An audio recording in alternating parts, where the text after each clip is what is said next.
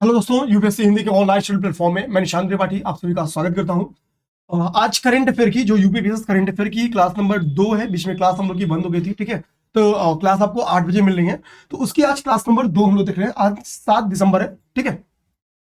आज की जो टॉपिक्स है, देखिए, 2 एनालिटिकल टॉपिक्स हम लोग देखेंगे और कोशिश करेंगे कि कम से कम 5-7 फैक्ट्स देख लेंगे, ठीक है। ये टारगेट्स हम लोग के जो एनालिटिकल टॉपिक्स हैं, जो थोड़ा सा ब्रॉड है, ठीक है, वो प्रीलिम्स में भी काम आएंगे और वो आपके मेंस में भी काम आएंगे, ठीक है, यूपी बेसिस के। ये चीज ध्यान देना है कि जो आपकी क्लास ली जा रही है वो ये ध्यान में रखते हुए ली जा रही है कि उत्तर प्रदेश आयोग या किसी भी राज्य आयोग के द्वारा जो भी एग्जाम कराया जा रहा होगा उन सभी में ये करंट अफेयर की क्लास आपको बहुत यूजफुल होगी, ठीक है। तो अब समय निकालते हैं, सीधा जो आज के टॉपिक्स हैं उसको हम लोग करते हैं, ठीक है। तो आज का पहला टॉपिक हम लोग का है स्टेट फूड सिक्योरिटी इंडेक्स। जो पीडीएफ नोट्स है वो आप लोग को ग्रुप पे शेयर कर दिया जाएगा, टेलीग्राम ग्रुप पे। टेलीग्राम ग्रुप पे जिनको पीडीएफ चाहिए होगा वो क्या करेंगे कि ये टेलीग्राम चैनल का लिंक है, ठीक है, इसको टाइप करके आप लोग टेलीग्राम ग्रुप से जुड़ जाएंगे। और किसी को किसी बैच की जानकारी वगैरह कुछ चाहिए होगी तो ये देखिए कॉन्टेक्ट नंबर लिखा हुआ है, आप यहाँ पे संपर्क करके और जो भी जानकारी उसे आप ले सकते हैं, ठीक है। तो हम लोग चलिए अब टॉपिक्स को देखेंगे। तो आज हम लोग की जो टॉपिक है वो है स्टेट फूड सिक्योरिटी इंडेक्स, तो है, ठीक है। और एक हम लोग का इन्वायरमेंटल प्रोटेक्शन इंडेक्स, ठीक है। पहले हम लोग टॉपिक ले लेते हैं। पहली टॉपिक है state food security index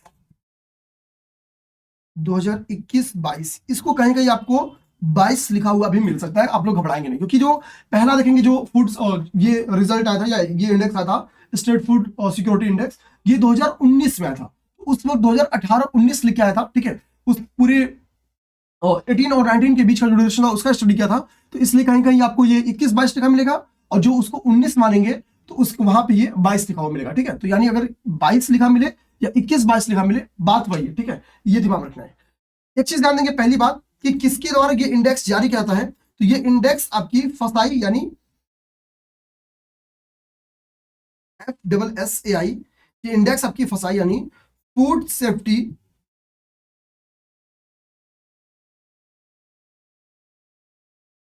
and standard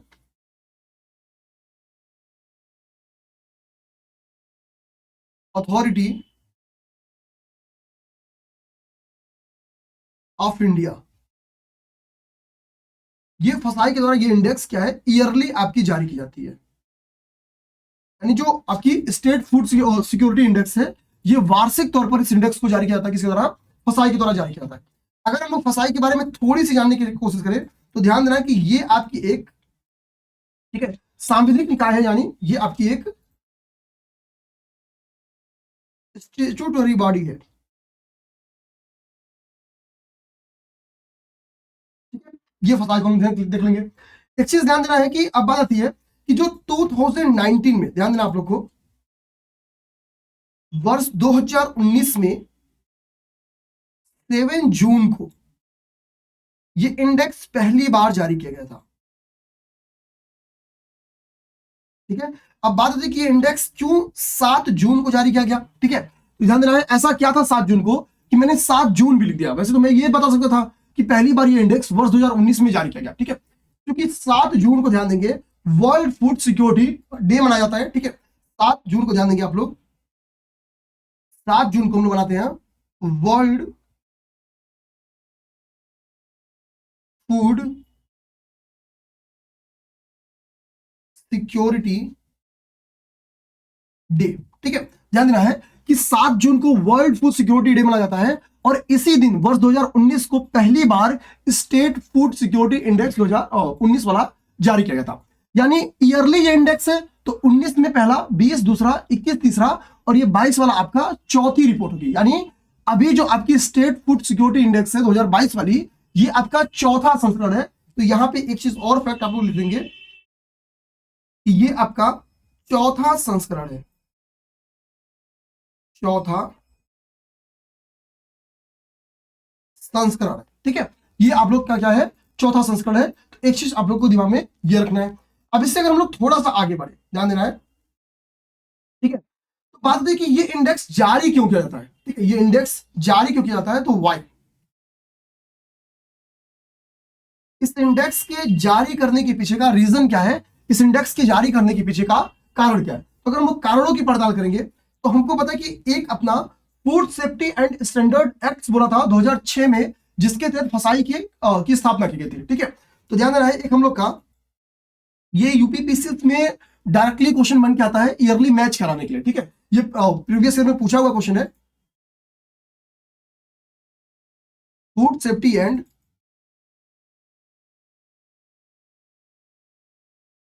standard act 2006। ठीक है, तो ये हम लोग की बनी थी food safety and standard act 2006 बना था, जिसका एम क्या था, इस एक्ट का एम था, इस एक्ट का उद्देश्य था, इस एक्ट का उद्देश्य क्या था, प्रोवाइडिंग, ठीक है, ठीक है, न्यूट्रिशन, प्रोवाइडिंग न्यूट्रिशियस फूड। ठीक है, ये इसका बेसिकली उद्देश्य था कि अपनी कंट्री के जो लोग हैं, ठीक है, यानी जो अपने नागरिक हैं, उनको न्यूट्रिशियस फूड यानी, ठीक है, जो पोषक फूड्स है, ठीक है, उसको प्रोवाइड कराना इसका उद्देश्य था। अब ध्यान देंगे, अब चूंकि 2006 में ये एक्ट लाया गया, फसाई का गठन किया गया, ठीक है, लेकिन इसके उद्देश्यों की पूर्ति कहीं ना कहीं नहीं हो पा रही थी। तो राज्यों के बीच में सकारात्मक प्रतिस्पर्धा को बढ़ावा दिया सके,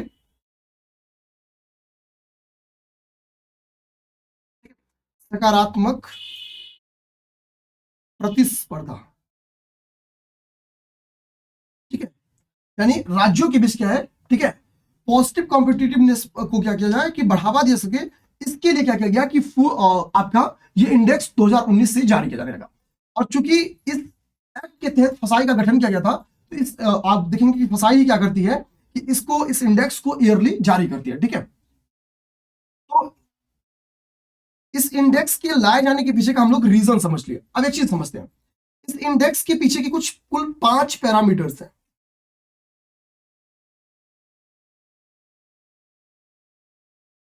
ठीक है, इस इंडेक्स की जो के पीछे क्या है, कुछ कुल 5 पैरामीटर्स हैं। ये पांचों पैरामीटर्स आप लोग याद कर जाएंगे, ये डायरेक्टली पेपर में क्वेश्चन बन जा सकता है। पहला जो पैरामीटर है वो आपका है ह्यूमन रिसोर्सेज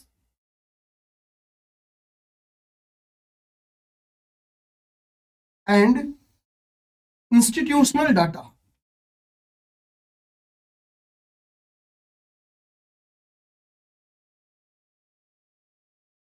ठीक है, तो ह्यूमन रिसोर्स का हो गया कि मानव संसाधन, और इंस्टीट्यूशनल डाटा का मतलब हो गया, ठीक है, संस्थागत डाटा। ठीक है, इसका जो भारांश दिया गया है, इसका, इस पैरामीटर का भारांश इस इंडेक्स में 20%। कितना है, 20%। सेकेंड चीज ध्यान देंगे, जो सेकेंड इसका पैरामीटर वो क्या है, वो है, हिंदी में इसको कहते हैं अनुपालन।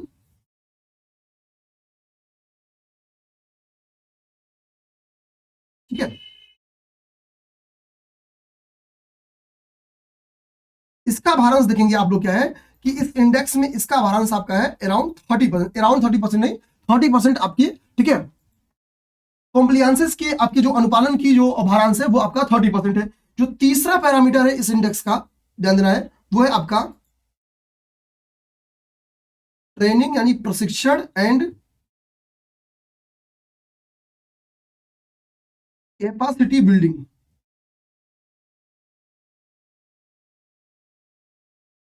ठीक है, इसका भारांश है आपका 10%। ठीक है, कैपेसिटी बिल्डिंग का मतलब हो गया क्षमता निर्माण। ठीक है, तो प्रशिक्षण और क्षमता निर्माण, इसका भारांश आपका हो गया आपकी 10%। जो इसका चौथा पैरामीटर है वो क्या है, आप देखेंगे, चौथा पैरामीटर है आपका फूड टेस्टिंग।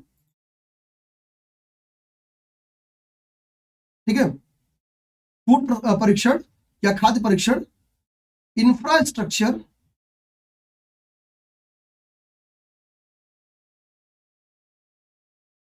एंड सर्विलांसेस।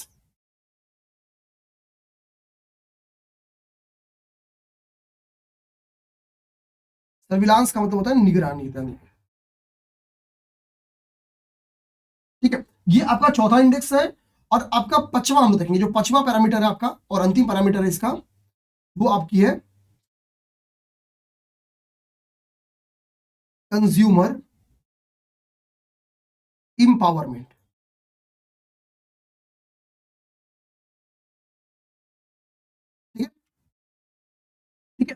उपभोक्ता सशक्तिकरण, ठीक है, ये चीज ध्यान रखना है।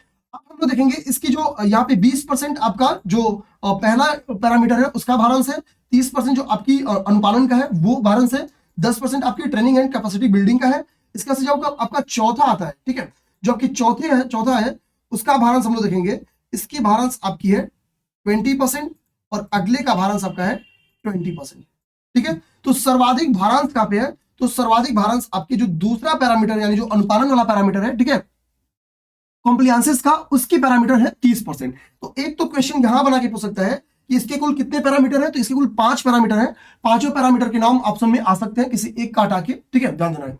सेकंड बात आपसे क्या पूछ सकती है, ठीक है, कि इसके पैरामीटर में सर्वाधिक भारांश किसका है, एक क्वेश्चन आपके यहां से बन सकता है, ठीक। अगला क्वेश्चन आपकी बन सकता है कि वर्ल्ड फूड सिक्योरिटी डे कब मनाया जा सकता है, तीसरा क्वेश्चन आपका यहां से बन सकता है, ठीक है, ये अभी जो 2022 का इंडेक्स है, ठीक है, ये कौन सा संस्करण है, तो चौथा संस्करण है, किसके द्वारा जारी किया जाता है, फसाई के द्वारा, ठीक है। टारगेट क्या है, तो food safety and standard act 2006 के जो टारगेट्स थे, जो लक्ष्य था, उसकी प्राप्ति में सकारात्मक जो प्रतिस्पर्धा है राज्यों के बीच में, उसको बढ़ावा देना इसका क्या है, उद्देश्य। अब हम लोग देखते हैं कि कौन सा राज्य इसमें बेहतरीन परफॉर्मेंस किया है, ठीक है, वो चीज देखते हैं।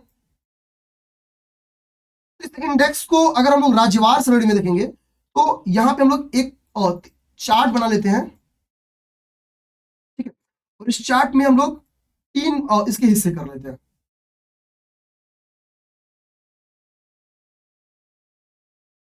ठीक है। अब देखिए आप लोग एक चार्ट में हम लोग लिख लेते हैं कि जो बिग स्टेट्स है,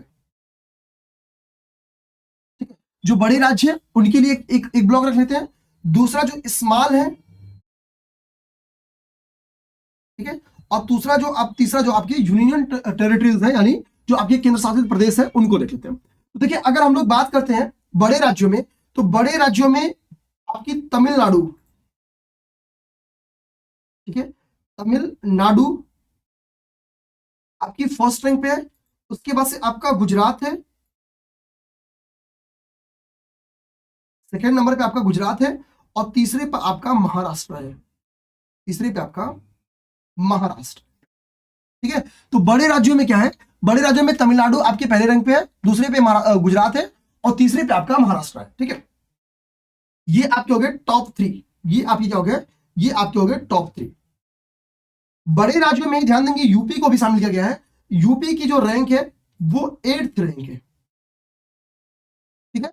बड़े राज्यों में यूपी को भी शामिल किया गया है, यूपी की रैंकिंग कितनी है, इसको मैं किसी दूसरे कलर से हाईलाइट कर देता हूं, यूपी की रैंकिंग 8वीं रैंक है, यूपी की 8वीं रैंक मिली हुई है, ठीक है, यूपी को 8वीं रैंक मिली हुई है।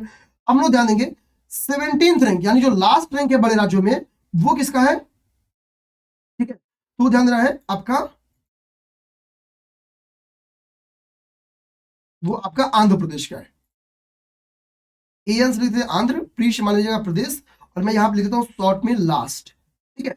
तो बड़े राज्यों में लास्ट रैंक पे कौन है, तो आंध्र प्रदेश आपका।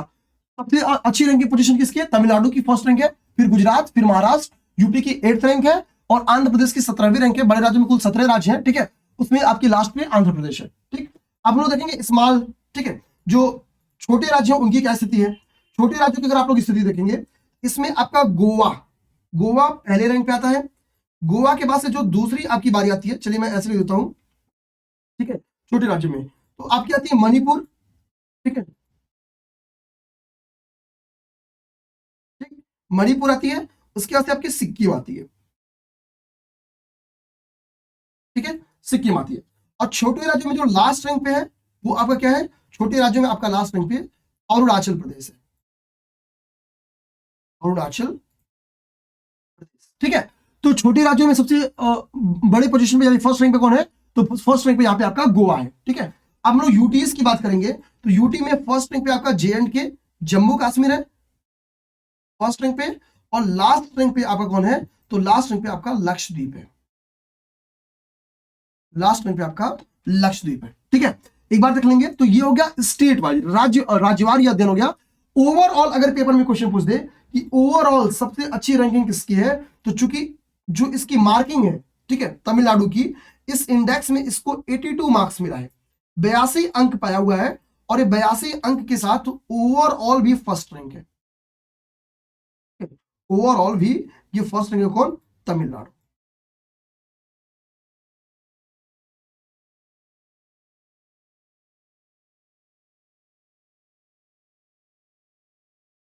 82 अंक के साथ क्या है, तमिलनाडु आपका ओवरऑल भी फर्स्ट रैंक है। ये चीज ध्यान में रखना है।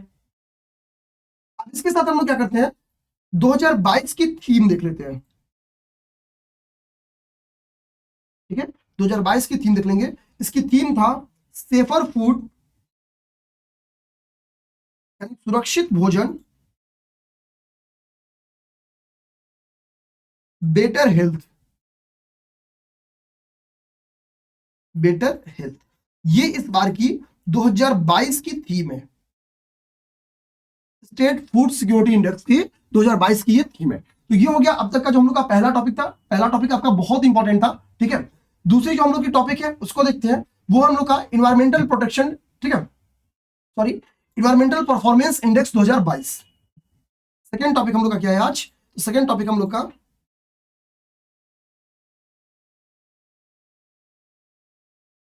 इन्वायरमेंटल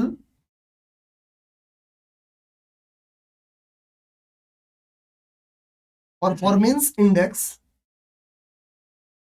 2022।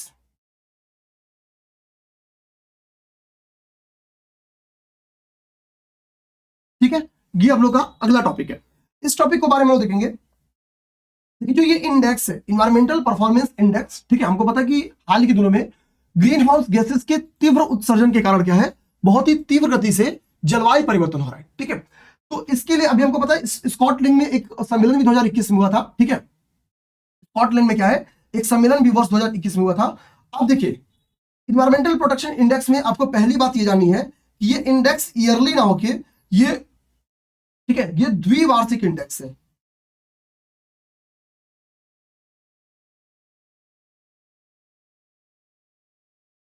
सर, ये फोन आ रहा है बार बार, देखिए ये एक ये होगा या इसके पीछे बार बार फोन आ रहा है। ये एक क्या है, ये एक दो द्विवार्षिक इंडेक्स है। पहली चीज ध्यान देना है कि ये क्या है, ये एक द्विवार्षिक इंडेक्स है। ये चीज आपके दिमाग में रखना चाहिए। अब ये किसके द्वारा जारी की जाती है, तो ये इंडेक्स संयुक्त रूप से जारी किया जाता है।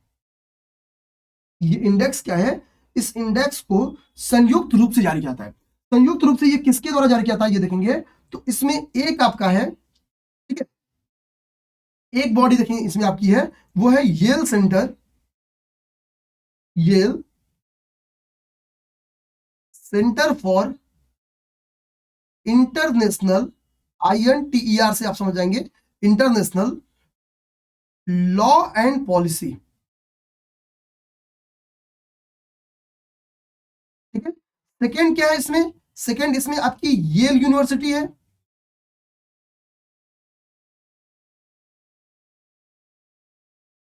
और इसमें अगली जो आपकी इंस्टीट्यूट है, ठीक है, अगली इंस्टीट्यूट जो है आपका, प्लस कर देता हूं मैं, ये देखिए इसको काट देता हूं। ठीक है, अगली जो इसकी इंस्टीट्यूट है उसका नाम है CIESIN।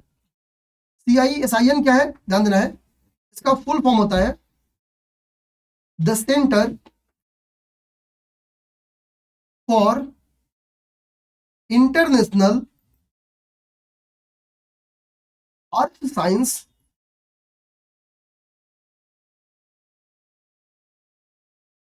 Information network. ठीक है, ये क्या है, इसकी स्थित कहां पे है, ये स्थित है आपका, ये स्थित आपकी कोलंबिया इंस्टीट्यूट के, कोलंबिया इंस्टीट्यूट के अर्थ इंस्टीट्यूट में। ठीक है, तो ये एक संयुक्त पहल है किसकी किसकी, तो Yale centre for international law and policy, Yale university, और CIESIN। ठीक है, इन तीनों की ये संयुक्त पहल है, ये चीज समझना है। अब हम लोग क्या करते हैं, ठीक है, अब हम लोग क्या करते हैं, एक बार इस पूरे पैटर्न को समझने के लिए सबसे पहले हम लोग क्या करेंगे, ठीक है, ग्लासगो में जो क्लाइमेट पैक्ट हुआ था उसको समझते हैं। ठीक है, ग्लासगो आपके स्कॉटलैंड में है, ध्यान देना है।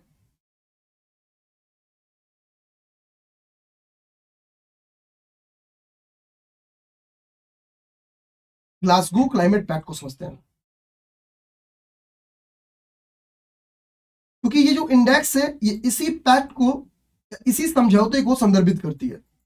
ये हुआ कब था? तो ये हुआ था आपके 2021 में, ठीक है, ग्लासगो क्लाइमेट पैक्ट 2021 में होता। इस पैक्ट में हुआ क्या था कि पूरी वैश्विक समुदाय यानी कि सभी कंट्रीज मिलके क्या है, एक टारगेट डिसाइड किए थे।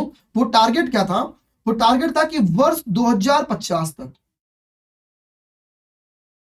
वो टारगेट था कि वर्ष 2050 तक, ठीक है, हम लोग क्या करेंगे, नेट जीरो की प्राप्ति करेंगे। नेट जीरो की प्राप्ति करेंगे। किस चीज की नेट जीरो की? तो ग्रीन हाउस गैसेस के उत्सर्जन से, ठीक है, ग्रीन हाउस गैसेस के, जो ग्रीन हाउस गैस है उनके उत्सर्जन की जो नेट जीरो है, ठीक है, तो इनकी नेट जीरो की प्राप्ति का टारगेट कब रखा गया है? 2050 तक, ठीक है। लेकिन ये इंडेक्स कहती क्या है? ये इंडेक्स कहती है कि केवल 2 देश छोड़ दो। उस देश का नाम है, एक देश का नाम है डेनमार्क और दूसरे देश का नाम है यूके। ये इंडेक्स कहती है कि इन 2 देशों को छोड़ दो, तो कोई भी देश इस टारगेट को की प्राप्ति में मतलब जो प्रयास है उनके, वो पर्याप्त नहीं कहे जाएंगे। यानी सभी के जो प्रयास है वो अपर्याप्त प्रयास है। यानी अन्य देशों के प्रयास ये बताते हैं कि 2050 तक ग्रीन हाउस गैसेस के उत्सर्जन का जो नेट जीरो का टारगेट है वो पूरा नहीं किया जा सकेगा, क्योंकि केवल 2 कंट्री, डेनमार्क और आपकी यूके, इन दोनों ने ही क्या किया है, इन दोनों ने ही क्या किया, केवल ये 2 कंट्री ऐसी हैं जो ग्रीन हाउस गैस न्यूट्रलिटी के लक्ष्य को प्राप्त कर सकी है, ठीक है। ऐसा माना जा रहा है इनकी प्रगति को देखते हुए कि केवल यही 2 कंट्रीज ऐसी हैं जो 2050 तक अपने टारगेट्स को पूरा कर लेंगी, ठीक है। बाकी के सब प्रयास क्या है, बहुत ही मतलब लक्ष्य की प्राप्ति की दिशा में, ठीक है, अपर्याप्त प्रयास है उनके, मतलब वो प्रयास पर्याप्त नहीं इतने कि 2050 तक इस लक्ष्य को प्राप्त कर सके। अब बात आती है कि आप समझ गए कि ये इंडेक्स कहती क्या है, ठीक है। तो केवल 2 कंट्री वो है डेनमार्क और यूके, ठीक। अब हम लोग इसके आगे बढ़ेंगे, ठीक है।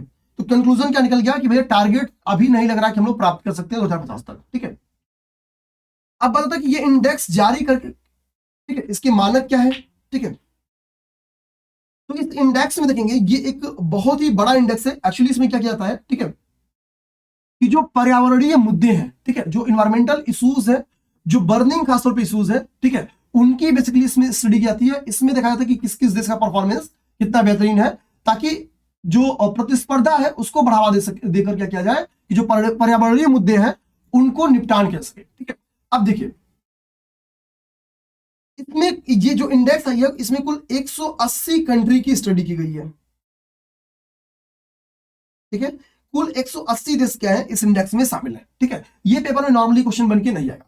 इंडेक्स को तैयार करने में ध्यान देना है, इंडेक्स को तैयार करने में कुल 11 कैटेगरीज डिवाइड की गई हैं। इस इंडेक्स की कुल कितनी कैटेगरी है? इस इंडेक्स की कुल 11 कैटेगरी है, ठीक है। और इस 11 कैटेगरी को 40 परफॉर्मेंस इंडिकेटर्स में डिवाइड किया गया है।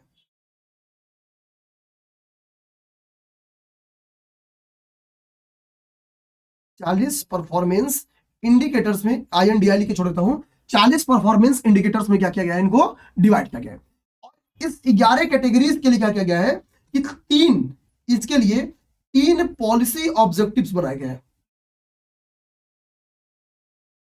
इन 11 कैटेगरीज को क्या है, 3 पॉलिसी ऑब्जेक्टिव्स में डिवाइड कर दिया गया है, ठीक है। ये 3 पॉलिसी ऑब्जेक्टिव्स कौन से हैं, ये पेपर में क्वेश्चन बन के आ सकते हैं, क्योंकि इसमें एक पॉलिसी ऐसी है जो अभी पहली बार वर्ष 2021 के 22 के इस इंडिकेटर में जोड़ी गई है, ध्यान देना है। इसमें पहला आपका है वो है इन्वायरमेंटल हेल्थ,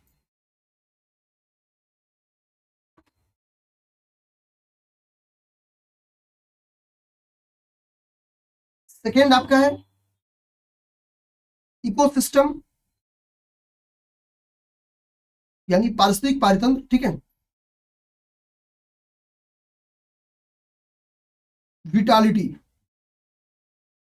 ठीक है, जीवन शक्ति, ठीक है, पारिस्थितिक पारितंत्र की जीवन शक्ति। जो इसमें तीसरा शामिल किया गया है वो क्लाइमेट चेंज को शामिल किया गया है। क्लाइमेट चेंज, क्लाइमेट पॉलिसी लिख देते हैं, ठीक है। इसको इसमें पहली बार शामिल किया गया है, ध्यान देना है, इसको इसमें पहली बार शामिल किया गया है, ठीक है, ये चीज ध्यान देना है। और इन सभी की स्टडी, इन 40 परफॉर्मर जो इंडिकेटर्स हैं, ठीक है, और ये जो 3 आपके पॉलिसी ऑब्जेक्टिव्स हैं, इन सभी की स्टडी करके क्या किया जाता है, ओवरऑल रैंकिंग तैयार की जाती है, ठीक है। अच्छा, हम लोग अब तक क्या देख लिए इसमें, इसमें एक तो हम लोग देख लिए कि ये एक द्विवार्षिक इंडेक्स है, किसके द्वारा ये जारी की जाती है, ये देख लिया हम लोग। और ग्लासगो क्लाइमेट पैक्ट के टारगेट्स क्या थे, उन टारगेट को कौन कौन से लोग ऐसे रखते हैं जो 2050 तक अचीव कर लेंगे, यानी ग्रीन हाउस गैस न्यूट्रलिटी वाले देश कौन से लग रहे हैं, तो ये इंडिकेटर्स कहते हैं केवल डेनमार्क और यूके, ठीक है। ये देख लिया हम लोग कितनी कैटेगरीज है, उनको किन 3 पॉलिसी इंडिकेटर्स में या ऑब्जेक्टिव्स में डिवाइड किया गया है, वो देख लिया हम लोग, ठीक है। क्लाइमेट पॉलिसी को पहली बार इसमें शामिल किया गया। अब ध्यान देंगे टॉप 3, इस इंडेक्स के अनुसार जो टॉप 3 कंट्रीज हैं उनके नाम देख लीजिए आप लोग। या आइए हम लोग टॉप 3 कंट्रीज के लिए क्या करते हैं, एक चार्ट बना देते हैं और नीचे से टॉप 3 वालों के लिए भी एक चार्ट बना देते हैं, ठीक है। आइए देखते हैं हम लोग।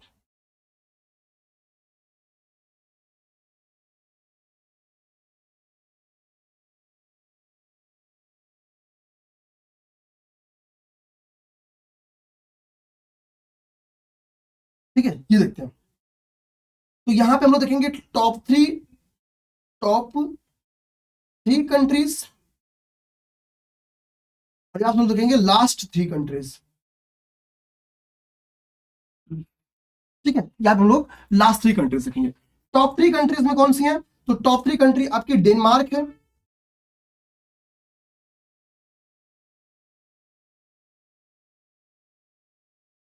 डेनमार्क है, सेकेंड रैंक पे आपका यूके है, और तीसरे रैंक पे आपका फिनलैंड है, ठीक है। अगर हम लोग मार्क्स देखेंगे, अंक कितने मिले हैं, तो यहाँ पे स्कोर है 77.9, यूके का स्कोर है 77.7, और इसका फिनलैंड का है 76.5। इन दोनों की परफॉर्मेंस बताती है कि ये ग्रीन हाउस गैस न्यूट्रलिटी को प्राप्त कर सकते हैं, यानी 2050 तक जो नेट जीरो का और टारगेट है उसको ये दोनों देश प्राप्त करते हुए दिखाई पड़ रहे हैं, ठीक है। अब हम लोग क्या करते हैं, लास्ट 3 को देख लेते हैं। तो लास्ट 3 में अपना भारत भी है, ठीक है। तो ध्यान देना है, सबसे नीचे है आपकी भारत, ठीक है, सबसे नीचे आपका है भारत है, ठीक है। 18.9 इसका स्कोर है, ज्यादा 18.9 इसका स्कोर है, ठीक है। एक तो आपका क्या है कि आप ध्यान देंगे भारत है आपका, उसके बाद से आपका म्यांमार है, ये 179 इसका रैंक है, और ये 180 रैंक है इसका भारत का, ठीक है। 180वीं रैंक है भारत की। म्यांमार है, म्यांमार के बाद से आपका वियतनाम है, ठीक है। वियतनाम का 178 रैंकिंग है, ध्यान देना 178 रैंकिंग है, ठीक। तो टॉप 3 वाले हो गए ये देखिए आपके फर्स्ट सेकेंड थर्ड वाले होंगे, इनकी रैंकिंग आपकी हो गई, ठीक है। लास्ट 3 की है, लास्ट में ये 180 हो गए, ये 179 हो गए, ये 178 हो गए, लीजिए, ठीक है, ये 178 हो गए, ठीक। तो ये हम लोग लास्ट 3 कंट्रीज देख लें। अब बात होती है क्या भारत इसके पहले भी लास्ट ही पे था, तो नहीं, जो इसके पहले इंडेक्स जारी किया था, यानी 2 वर्ष पहले जो इंडेक्स जारी किया गया था, इस इंडेक्स में भारत की जो रैंकिंग थी, ध्यान देना है, यानी वर्ष 2020 में जो भारत की रैंकिंग थी वो कितनी थी, 168 थी।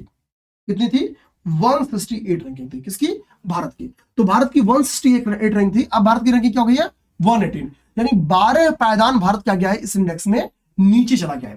सबसे खराब परफॉर्मेंस करने वाला देश कौन सा इस इंडेक्स के अनुसार, तो सबसे खराब परफॉर्मेंस करने वाला देश हो गया इंडिया का, हो गया, ठीक है।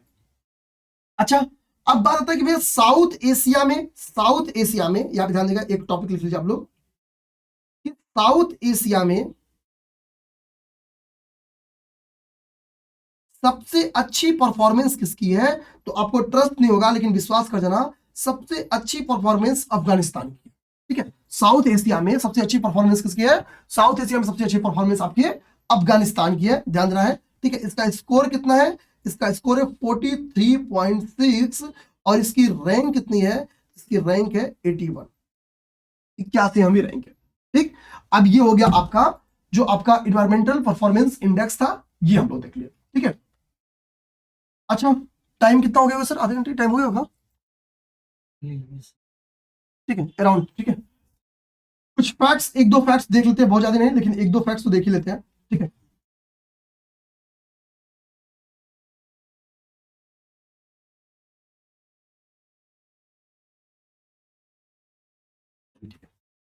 अभी हम लोग जो आज का फैक्चुअली में पहला चीज देखने वाले हैं वो हम लोग का है 22वां अंतरराष्ट्रीय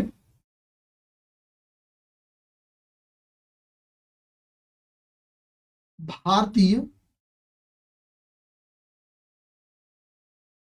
फिल्म अकादमी पुरस्कार,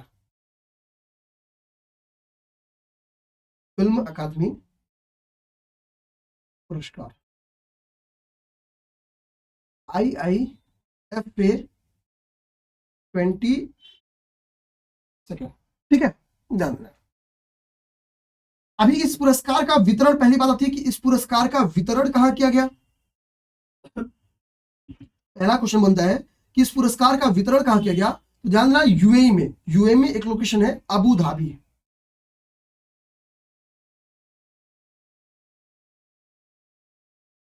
यहां पर इस पुरस्कार का वितरण किया गया, ठीक है। ये फैक्ट्स आपको दिमाग में रखेंगे। इसके बाद से ध्यान देना है कि सर्वश्रेष्ठ फिल्म और सर्वश्रेष्ठ निर्देशक हम लोग देख लेते हैं, ठीक है। सर्वश्रेष्ठ फिल्म देखेंगे,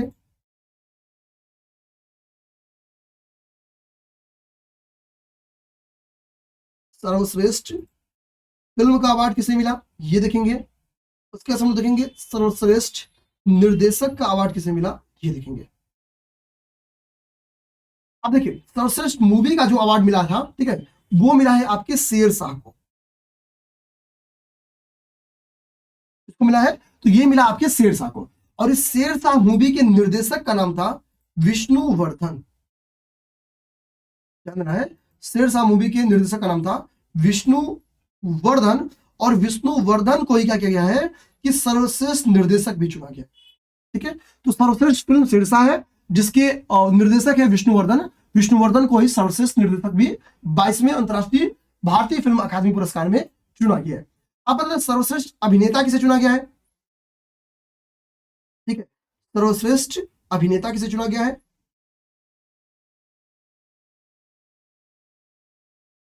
ठीक है, और सर्वश्रेष्ठ अभिनेत्री किसे चुना गया है, ठीक है। तो सर्वश्रेष्ठ अभिनेता चुना गया, ध्यान देना, सर्वश्रेष्ठ अभिनेता चुना गया है विक्की कौशल को,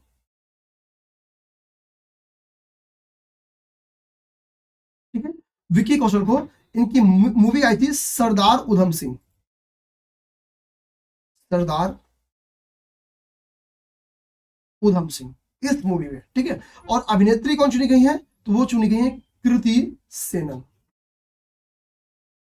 ठीक है। ये चीज हम लोग ध्यान देंगे, इनकी मूवी थी मिमी, ठीक है। तो इसमें बेसिकली आपको ये चार फैक्ट्स दिमाग में रखना है। क्लास 30 मिनट के पार हो गई है तो हम लोग अभी क्लास को बंद करेंगे, ठीक है। नेक्स्ट क्लास आपको टाइम पे 8 बजे मिलेगी। जय हिंद, जय भारत।